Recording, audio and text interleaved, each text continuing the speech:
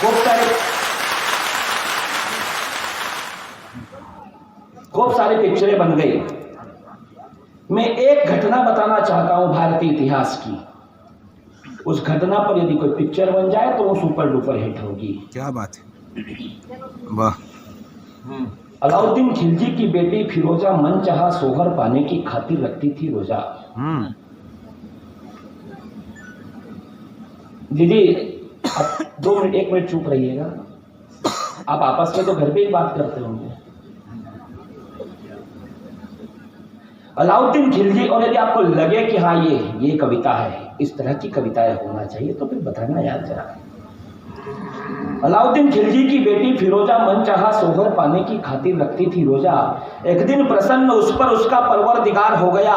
खिलजी की बेटी को हमारे लाडले विरमदेव से प्यार हो गया, पर ठुकरा दिया उसने मातृभूमि के मोल भाव को।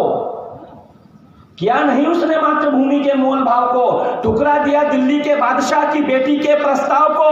कहा कि धर्म पथ पर बढ़ा दिए कदम, हम पीछे मोड़ते नहीं है। गोमांस खाने वालों से हम कोई रिश्ता जोड़ते नहीं है। गोमांस खाने वालों से 4 रुपए सस्ते में क्या मिल जाए, हम मुल्ले की दुकान पे चले जाते हैं। और उसने साम्राज्य छोड़ दिया, दिल्ली की बादशाह छोड़ दी। यार हम दुकान पे, चाचा जी की दुकान पे 4 रुपए कम में मिले 1 किलो।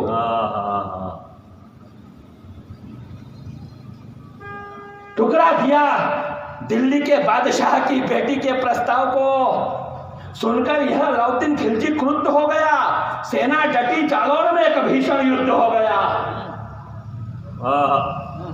सुनकर यह अलाउद्दीन खिलजी क्रुद्ध हो गया। सेना डटी, जालौर में एक भीषण युद्ध हो गया। सेना कम थी, हम हार गए, कन्नड़ भी स्वर्ग सिधार गए। तो विरमदेव के मस्तक को धड़ से अलग करने का आदेश कर दिया। थाल में सजाकर भाल दिल्ली के दरबार में पेश कर दिया। पर मरकर भी उस वीर ने धर्म से ऐसा नाता जोड़ लिया था। क्या बात है। फिरोजा की दृष्टि पड़ते ही कटे हुए शीश ने अपना मुंह मोड़ लिया।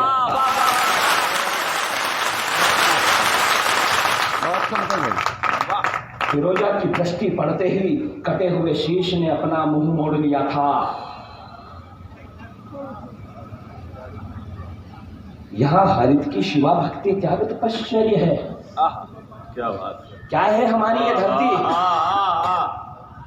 यहाँ हरित की शिवा भक्ति त्याग तपश्चर्य है। स्वाभिमान से अलंकृत यहाँ भीलों का ऐश्वर्य है। गोहिल भोज महेंद्र महायक अपराजित भी, और सदन में जितने भी लोग बैठे हैं, दावा जैसी बात नहीं करता, लेकिन आपने एक साथ इतने नाम कभी नहीं सुने होंगे। इनमें से कोई 2 नाम भी याद रह जाए तो इंटरनेट पर जाकर सर्च कर लीजिएगा। हो सकता है कि आपका आने वाला भविष्य संवर जाए। क्या बात है, वाह।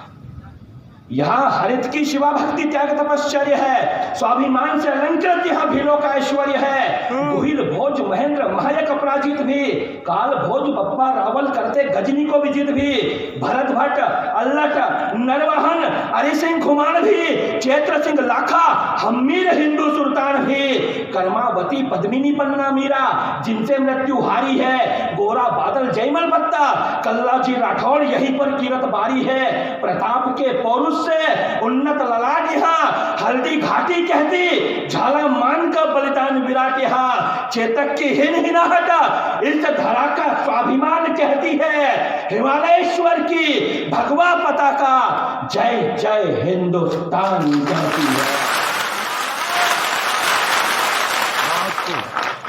ये धरती महर्षि अगस्त की जो पी गए समंदर को, ये धरती पोरस की जो नतमस्तक कर दे सिकंदर को, ये धरती दाहिर सेन की जो कासिम के आघात को सीने पर झेला करते, ये धरती शकुंतला पुत्र की जो बालपन में सिंहों से खेला करते, ये धरती नहीं है किसी बाबर हुमायूं अकबर या किसी ओवैसी के बाप की, ये धरती तो है वीर शिवा और महाराणा प्रताप की।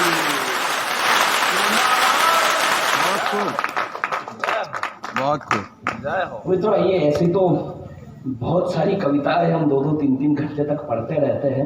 मैं एकमात्र कविता पढ़ना चाहता हूँ। मैं वो कविता इसलिए भी पढ़ना चाहता हूँ कि वो हमारा अभियान है। क्या बात है। हाँ आओ भैया आ जाओ, इधर आओ, इधर बैठो। ये जनपद जी के पास बैठी है। ये सुबह 6 बजे घर से निकली, 12 बजे भोपाल से निकली। हाँ। अलग की व्यथा में फंसी थी। हाँ। और आप यहाँ कह रहे थे कि सीहोर की कथा में फंसी थी।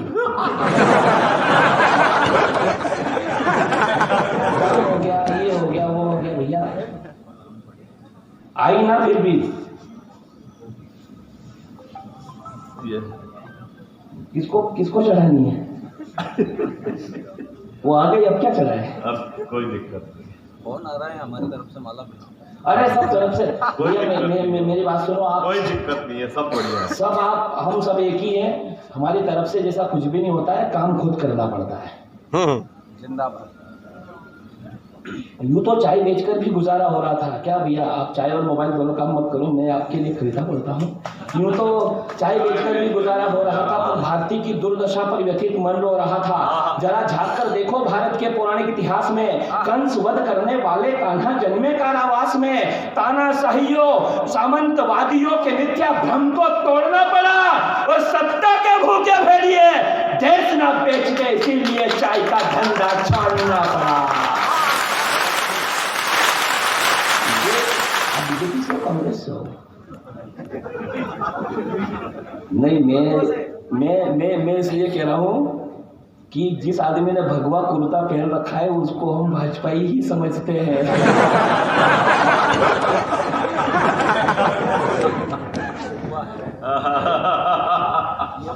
बढ़िया बात हुई, बढ़िया बात हुई। अभी एक इतिहास से आप वाकिफ नहीं हो, मैं अभी बताऊंगा आपको।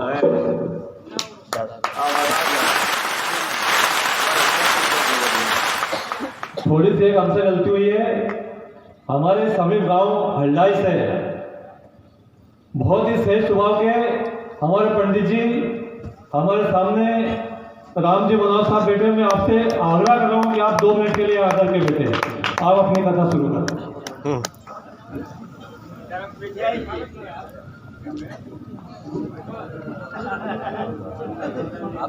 चलो, हाँ जोरदार तालियां बजाएं एक बार। बहुत बढ़िया। मैं सूर्य चंद्र की, मैंने आदि कवि की रचना में अटूट विश्वास देखा। मुझे एक नई कविता सुना। स्वागत है आप। स्वागत है, बहुत बढ़िया, अद्भुत कविता है। आजा। हाँ आदि तो सही हो।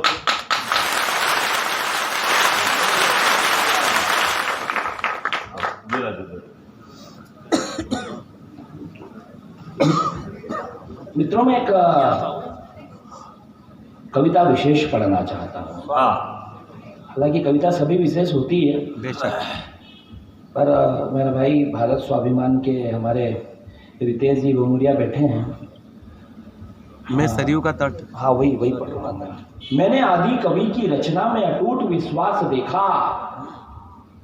जो लोग ये कहते हैं कि आजकल मंचों से कविताएं नहीं होती है, आजकल मंचों से फुहारता होती है, मेरा ये मानना है कि वो आपका दृष्टिकोण हो सकता है। सही बात। लेकिन माँ शारदा रोज ही अपने ऐसी ऐसी संतानों को जन्म देती है जो नित्य ही नव सृजन करके इस भारत के गौरवशाली इतिहास को वर्तमान के समक्ष लाकर खड़े कर दिया करते हैं।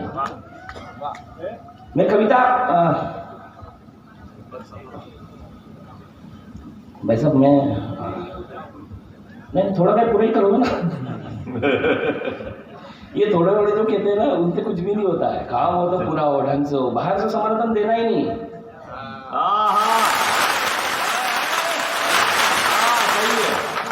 जिन विधायकों ने मुझे सुना वो अब कांग्रेस में नहीं रहे।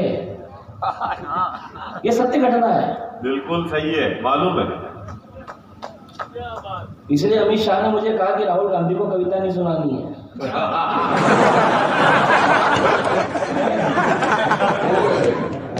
आइए। मैं कविता विशेष पढ़ना चाहता हूँ और इसलिए पढ़ना चाहता हूँ कि यदि कविता की एक दो पंक्ति भी आप लेकर चले गए तो मुझे लगेगा कि हाँ ये भैया बिना भूमिका के आपने बहुत अच्छा संचालन किया प्रारंभ में। और मित्रों एक बात, इस हम आदरणीय शालिग्राम जी भाई साहब ने जो काम किए हैं राष्ट्र के लिए बहुत बड़े, उनके उनके समक्ष तो हम नतमस्तक है ही सब लोग, लेकिन इस मोर्टा केवड़ी का एक बेटा पूरे भारत में नमस्ते सदा वत्सले मातृभूमि के गुणगान किया करता है। एक बेटा तुदियाई कार्याई बद्धा कटियम के गीत गाया करता है। और यदि आपका आशीर्वाद मिला तो हम उसे संसद में भी देख सकते हैं। ये असाधारण व्यक्ति है, ये राकेश दांगी। ये सबसे जो साधारण दिखता है वो व्यक्ति असाधारण होता है। सही है, हमने देखे हैं इस व्यक्तित्व के चमत्कार। बिल्कुल। और ये हमेशा एक बात कहता है कि मैं जो भी कुछ हूँ भैया, मेरे मोर्टा केवड़ी के सब लोगों का आशीर्वाद मेरे साथ है, इसलिए है।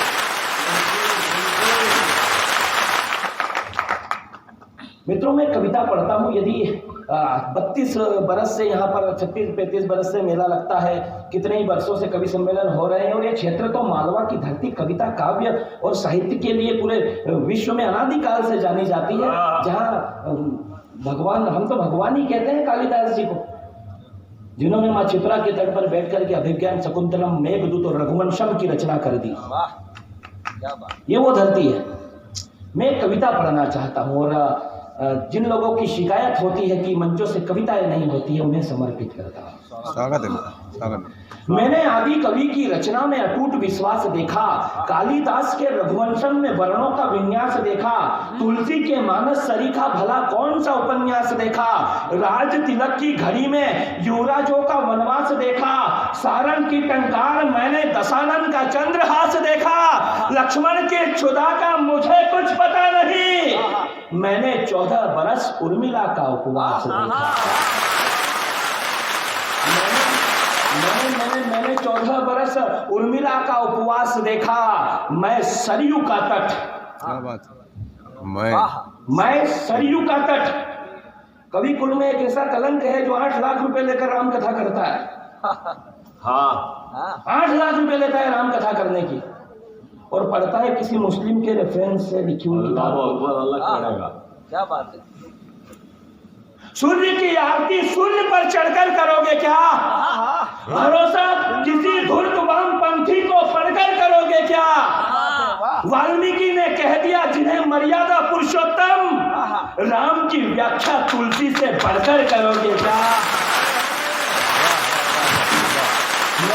मैंने क्षुवाकु कुक्षी विकुक्षी बाण जैसे शासक देखे, अंगरण्य प्रथु धुंधुमार जैसे प्रशासक देखे, योनाश्व को विवस्वान के कीर्ति पृष्ठ पढ़ते देखा, मानधाता को अश्वमेघ यज्ञों के प्रतिमान करते देखा, सुसंधि ध्रुसंधि भरत असीत का धरा पर आना, सगर के 60,000 पुत्रों का भस्मीभूत हो जाना, असमंज अंशुमान दिलीप के कठिन यत्नों से गंगा धरा पर आई भागीरथ के प्रयत्नों से, कुकुत्स के पौत्र रघु का कुबेर पर चढ़ जाना, अनायास ही फिर सूर्यवंश का रघुवंश कहलाना, संघन प्रवर्ध अम्बरीश की धर्मनिष्ठा देखी, नहुष ययाति नाभाग की बढ़ती हुई प्रतिष्ठा देखी, आज के घर में दशरथ से धर्मात्मा आएंगे, सरयू इठलाकर बोली अगली पीढ़ी में परमात्मा आएंगे।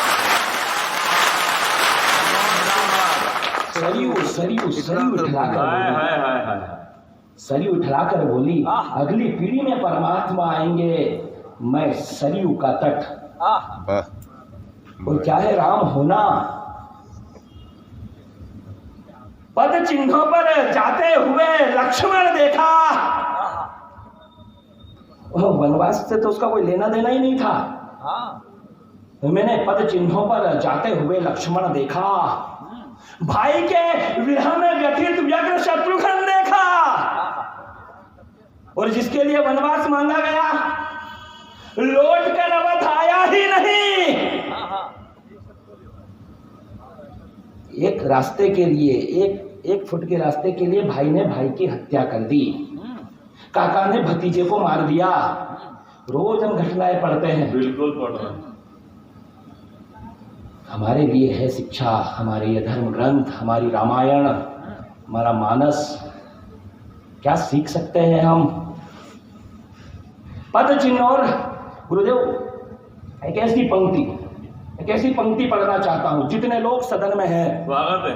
स्वागत। आप रोम का इतिहास पढ़ लेना, आप यूनान का इतिहास पढ़ लेना, आप यूरोप का इतिहास पढ़ लेना, आप दुनिया के किसी भी साम्राज्य की परिकल्पना उसके आगे आकर नतमस्तक हो जाती है। मैं वो पढ़ना चाहता हूं। वाह।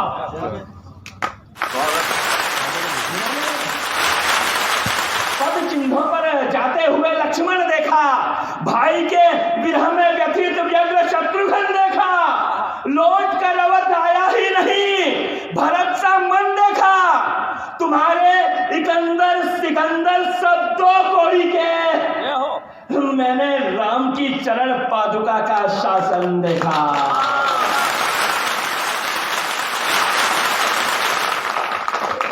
और यदि आपको ठीक लगा हो तो राम जी की चरण पादुका के सम्मान में, कवियों के सम्मान में पर दोनों हाथ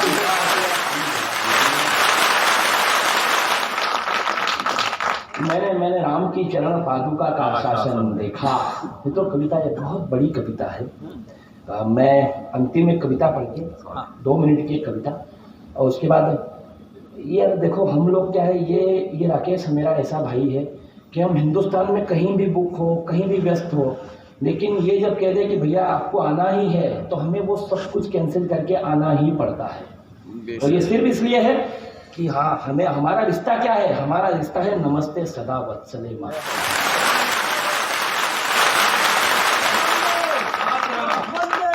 तो क्या प्रारंभ किया है इसने, मेरे भाई ने, गोविंद ने। शुरू में ही लगा कि गीत गोविंद हो गया। क्या बात है। आपने, मुझे नहीं पता कितने ध्यान से या मन से उस समय सुना, लेकिन आप सुनिएगा, ये अद्भुत गीतकार है। दिनेश भैया बहुत अच्छा, आपने सबको, दिनेश पाठक जी और दिनेश देसी घी, मेरा हिंदुस्तान में यदि हास्य के कवियों में मुझे यदि कोई सर्वाधिक प्रिय है, कोई कहेगा तो मैं कहूँगा कि वो दिनेश देसी घी है। इसलिए भैया की वो उसने जो कहा, उसको जब कहता है कि एक फकीर ऐसा, अरे क्या कल्पनाएं हैं उसकी। एक छोटे से गांव से निकल करके सारे महानगरों में देखा है हमने जलवा, बड़े बड़े लाखों के लिफाफे लेने वाले कवि जहाँ पीछे से निकल जाते हैं कि दिनेश देसी जी कवि के पहले हमको पढ़वा दो। सच कह रहा हूँ मैं, पहले पढ़वा दो दिनेश देसी जी के पहले। कौन है कवि? ये कवि है दिनेश देसी की, इसका नाम काटो। ये सब, ये ग्रामीण परिवेश को जीने वाला व्यक्ति पूरे देश पर के दिलों पर राज करता है साहित्य जगत में। और एक व्यक्तित्व यहाँ आएंगे मंच पर, जितने भी लोग होंगे सब जिन्हें अपना गुरु मानते हैं, हमें उंगली पकड़कर मंच पर लाना यदि किसी ने किया है तो आदरणीय अशोक नागर जी। और जब हम देखते हैं कि फलाने को पुरस्कार मिल गया, उत्तर प्रदेश वाले को, मध्य प्रदेश शासन का, इसका वहाँ मिल गया, उसका वहाँ मिल गया, तब एक आवाज़ उठती है इस मोटा केवड़ी से, और फिर वो पुरस्कार मध्य प्रदेश के इंदौर शहर में सत्तन जी के खाते में जमा होता है।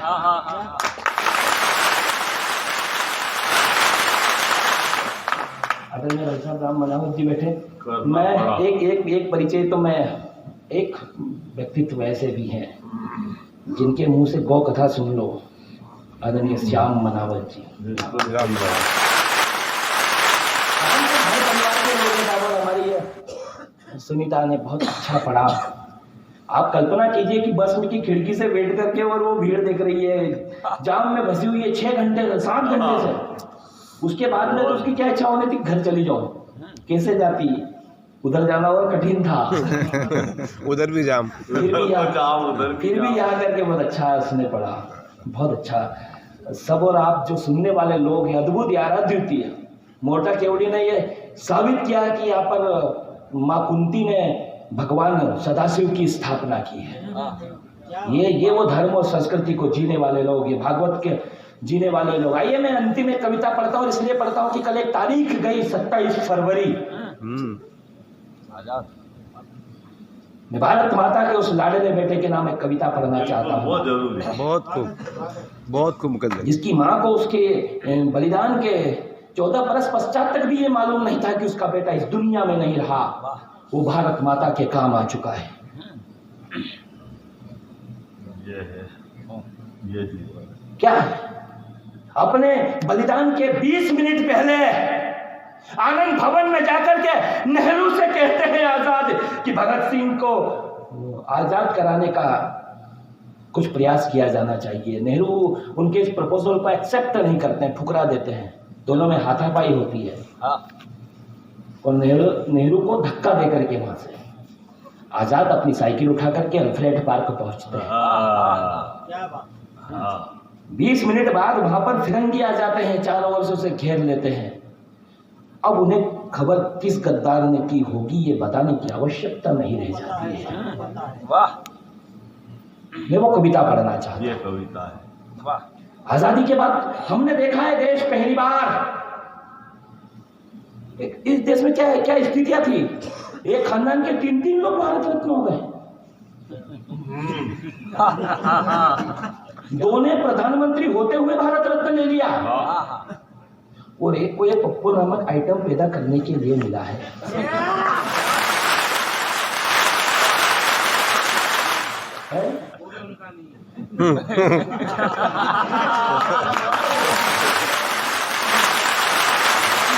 इतने बड़े सालों के तो हम भी नहीं है कि वो हम यहाँ से बता दें। उसका कारण है क्योंकि जो अपने साथ में जो प्रियंका गांधी और राहुल गांधी की जो उम्र बताई गई है, जन्म तारीख, उसमें सिर्फ 6 महीने का डिफरेंट है। वो तेरी सही है, वो फार्म भराना भी कभी मालूम पड़ा। वो तेरी ये ऐसे कितने भरम भर एक जोड़ते हैं, वो ऐसे ही थोड़ी गांव में दे रहे हैं। पीएचडी किए बैठे हैं। लेकिन आजादी के बाद पहली बार हमने देखा कि एक धोती लपेटने वाला हल्दरनाग उड़ीसा का रहने वाला व्यक्ति, क्या चीजें निकली है। उसे पद्मश्री मिलता है। हमने देखा हमारे झाबुआ जिले की एक आदिवासी महिला जो मंदिर बनाती है, उसको पद्मश्री मिलता है। को भी मिला। और एक पद्मश्री लेने के लिए 104 वर्ष के सन्यासी संत पुजारी जाते हैं और राष्ट्रपति को आशीर्वाद देकर के चले आते हैं।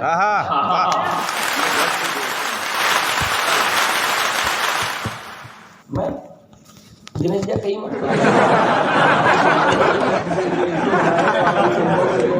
मांगू तो आपको कोई वोट नहीं दे। हाँ यार, हाँ, उसने क्या सिर छोटा आ गया है। मैं एक मात्र कविता 3 मिनट की। आजाद, चारों ओर से आजाद को फिरंगियों ने घेर लिया, तब क्या दृश्य बना।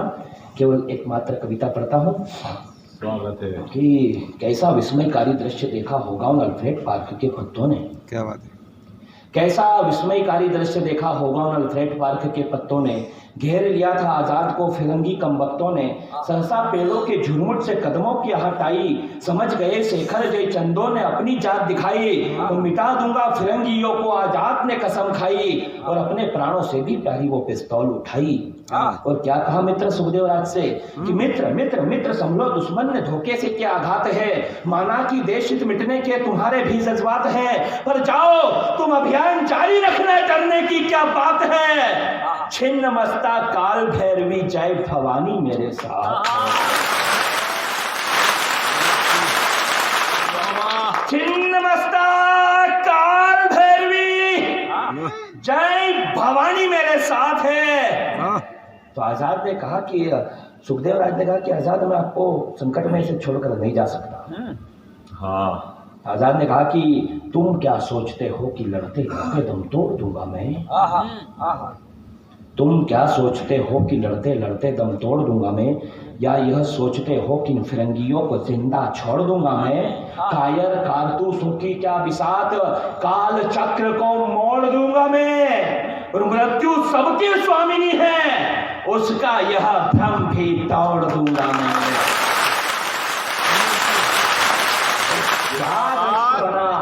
जगदम्बा का के हरिवो, जगदम्बा का के हरिवो अल्फ्रेड पार्क में दहाड़ रहा था। देवासुर संग्राम में जो इंद्र का ऐरावत इंकलाबी भाषा में चिंगाड़ रहा था। नीले गगन में दिनकर भी अस्ताचल की ओर बढ़ रहा था। भारत माँ का अकेला सिंह सैकड़ों भेड़ियों से जज्बा था, जुनून था, हार कैसे मान लेता, हिंदुस्तानी खून था। हार कैसे मान लेता, हिंदुस्तानी खून था। पर एक बार पुनः मृत्यु ने भाग्य को धोखा दिया। एक बार पुनः मृत्यु ने भाग्य को धोखा दिया। पिस्तौल की आखिरी गोली ने आजाद को चौंका दिया। कहा कि हे भारत माता क्षमा करना तू मुझको। कहा कि हे भारत माता क्षमा करना तू मुझको। आजाद होकर भी आजाद नहीं करा पाया माँ में तुझको। अरे माँ के गर्भ में ही त्याग दिया था उसने मृत्यु के भय को। दसों दिशाएं अचंभित जानकर आजाद के निश्चय को। थर्रा उठा काल पुरुष भी जब आने वाले पल को भापा। त्रिवेणी का संगम सहम गया, डोली धरा, अंबर भी कापा। युग युगांतर तक रहे आलोकित, देश भक्ति की मसाल जला दी। आजाद ने अंतिम बोली वंदे मातरम बोलकर।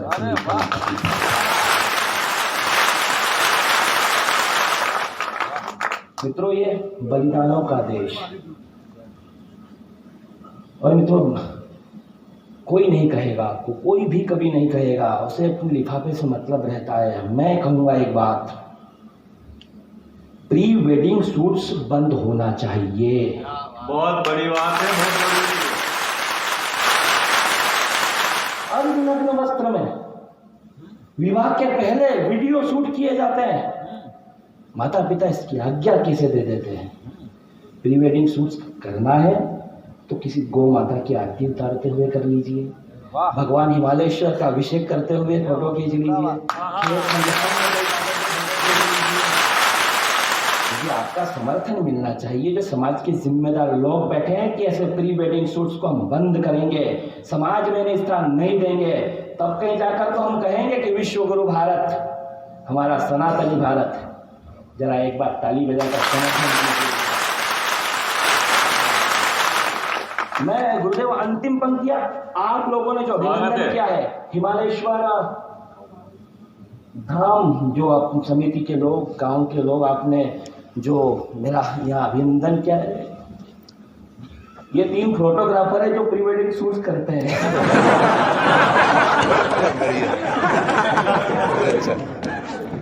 मैं आप सभी का बहुत हृदय से आभार व्यक्त करता हूँ, आपने मेरा सम्मान किया।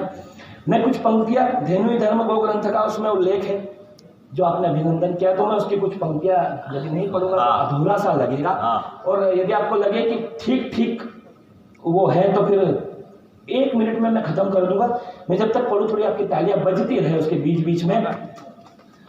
और ये जिन्होंने संस्कृत में हम सब कवियों का अभिनंदन किया, जो हमारा स्वागत किया, आपको भी हम प्रणाम करते हैं। नंदा सुमनसा सुशीलका वंदिनी कामिनी मेध्या हिरण्या नंदिनी धनदा दीर्घशंगा वामन लंबिका सकल प्रिया अरुणा गौरांबिका तारा तोयिका सुपत्रिका धर्मदा शांता हरिद्रा वर्णा सुनासा नर्मदा सुपेक्षिका मनोरमा नीला जया चारु चंपका संखिनी दुर्विषया भिन्न वर्णा कुंडोगनी अभिनता पंचवर्णिका स्वरूपा वीनता सुभद्रा बहुला दीप्ता लोक में मां सुरभिसंग वृषभ शोभित है गोलोक में प्रजन्य नामक देवता क्षीरधार कर्ण प्रदेश में अश्विनी कुमार थनों में लहराते चारों समुद्र पृष्ठ भाग में एकादश महारुद्र ललाट में महागौरी मां पार्वती नासिका में कार्तिकेय देवों के सेनापति मुख में वैदिक ऋचाओं की श्वास जिह्वा पर साक्षात मां शारदा का वास जिसके सिंगों में सृजक पालन करता मुख मंडल में वृषभ ध्वज संहरता धर्म अर्थ काम मोक्ष जिस मां के चरणों में इंद्र धनुष आभा जिसके वर्णों में समुद्र मंथन से कपिला काम धेनु का प्रादुर्भाव हुआ इस सृष्टि में मां शब्द का गौ माता से आविर्भाव हुआ सूर्यवंश के प्रतापी रघुकुल में धेनु रक्षक राम मिले 9 लाख गायें थी नंद के घर में तो पुत्र रूप में घनश्याम।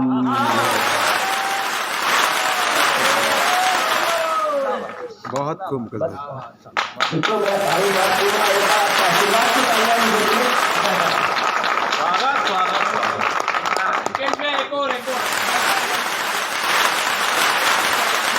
गुरुदेव आप कौन सी बता रहे हैं? आप कौन से 7 सुरों में वो पढ़ दो गुरुदेव की इच्छा। 7 सुरों को मिला